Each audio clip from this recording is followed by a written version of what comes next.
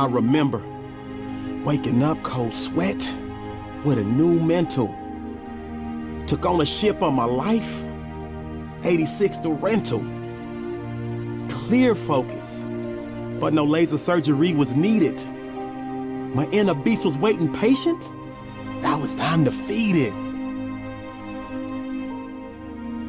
The you are in the dark. You know what I need you to do for me when you're in the dark, right? Turn the lights on when I'm talking to you, because I said my inner beast was waiting patient and it was time to feed it, and that's exactly what I did. I laid around slacking for so many years. I laid around without a goal for so many years. I laid around without a plan. I laid around confused. I laid around lost, and finally I had that epiphany, and I let that inner beast, I unleashed my inner beast on the world, and everything in my life changed. And some of you out there right now, you're laying on the couch. Right now you're all on your phone. Right now you're in selfie mode. Right now you're in lazy mode, and I need you to wake up. First and foremost, I need you to wake up. I need you to wake up and smell the coffee. You got an inner beast that is chopping at the bits to be released to the world. And please, I do not want you, please, do not die with your inner beast still buried inside of you. Please, because like I told you before, the graveyard is the richest place on the earth, and we do not need you having this inner beast and having this great idea and having this great thought and having this great principle and having this great gift to share with the world and not releasing it. So today, I need you to let that inner beast unlock the chains to your inner beast, and I need you to go all in. I need you to be all in on your goal. I need you to be all in on your gift. I need you to be all in on your dream, because you can do it. You can go to the next level just like anybody else. So my inner beast was waiting patient, and it was time for me to release it. It seemed overnight, but it took me many moons.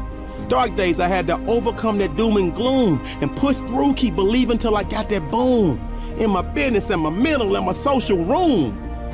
Made room in my space to let the sun shine, and just like wine, I get better with time.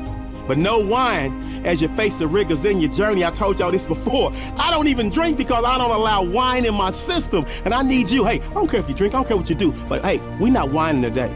You got a problem, something hits you, something happens to you, you got 24 hours to release it and let it go.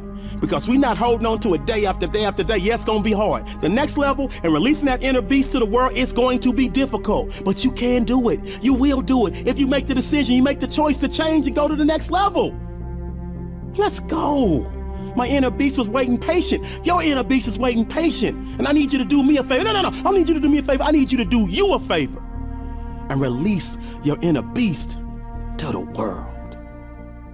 Was identified as mentally retarded, put back from the 5th grade into the 4th grade, and stayed in that category until I got out of high school.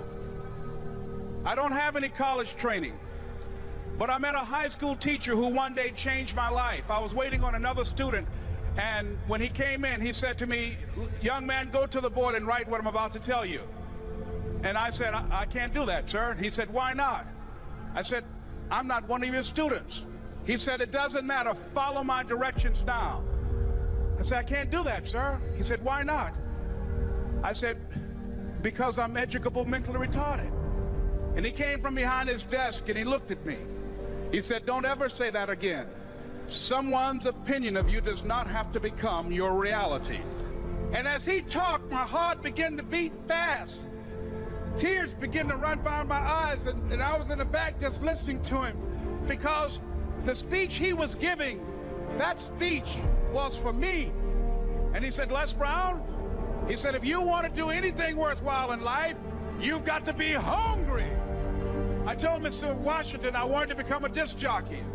And so I started working to develop myself. He said, "I want you to practice every day being a disc jockey." I said, "But I don't have any job now." He said, "It doesn't matter." He said that it's better to be prepared for an opportunity and not have one than to have an opportunity and not be prepared. And as I was working to develop myself, I applied for a job as a disc jockey, WMBM on Miami Beach. I went to a guy named Milton Butterball.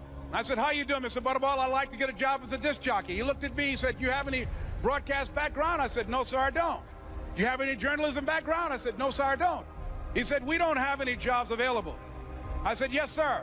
I went back to Mr. Washington and I told him, he said, don't take it personally. He said, most people are so negative, they will have to say no 7 times before they say yes. He said, go back again.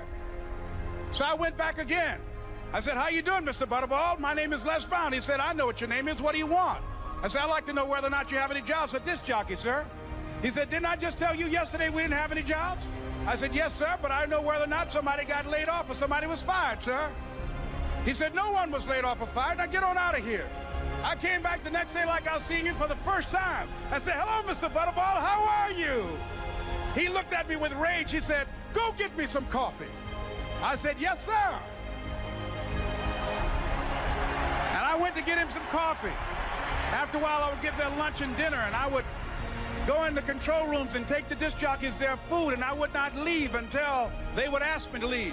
One Saturday afternoon, while I was at the radio station, a guy named Rock was drinking while he was on the air.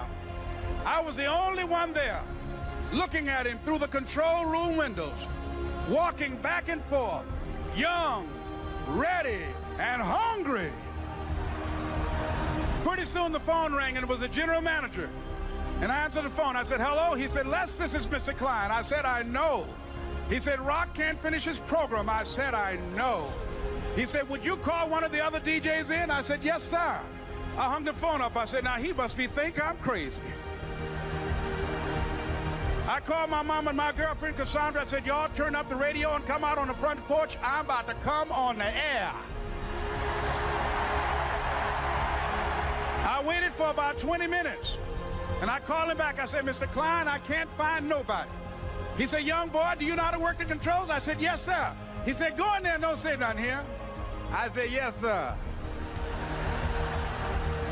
I couldn't wait to get behind those controls. I put on an old Stevie Wonder record called Fingertips. I sat down behind that turntable. I said, look out, this is me, LB Triple P. Les Brown, your platter playing papa. There were none before me, and there will be none after me. Therefore, that makes me the one and only. Young and single and love to mingle, certified, bona fide, indubitably qualified to bring you satisfaction, a whole lot of action. Look out, baby, I'm your love man. I was hungry.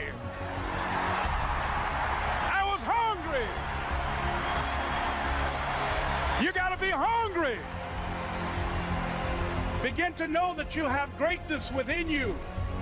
And if just one of you here begin to envision yourselves as being blessed and highly favored to reach your goals, if just one of you capture the essence of what that means, that you have greatness within you and a responsibility to manifest that greatness, that you can make your parents proud, you can make your school proud, you can touch millions of people's lives, and the world will never be the same again because you came this way. It was hard, ladies and gentlemen, coming to speak to people. And I was facing financial difficulties in my own life. I was behind on my bills and my dreams, and I'm saying to them, you can live your dream. It was hard, ladies and gentlemen. It was very difficult to pick myself up each day believing that I could do it. There were times that I doubted myself. I used to ask myself, can I do this? And something said within me, you're the one. Don't give up on your dream. By continuing to push forward, by continuing to run toward my dream, that one day I would have my own talk show. It's a long shot, ladies and gentlemen, from Liberty City, an abandoned building on a floor, never knowing my mother or father. It's a long shot. Being here with you today in this dome in Atlanta, it's a long shot. No college training, labeled educable, mentally retarded, but I kept running toward my dream. Don't stop. Don't stop running toward your dream.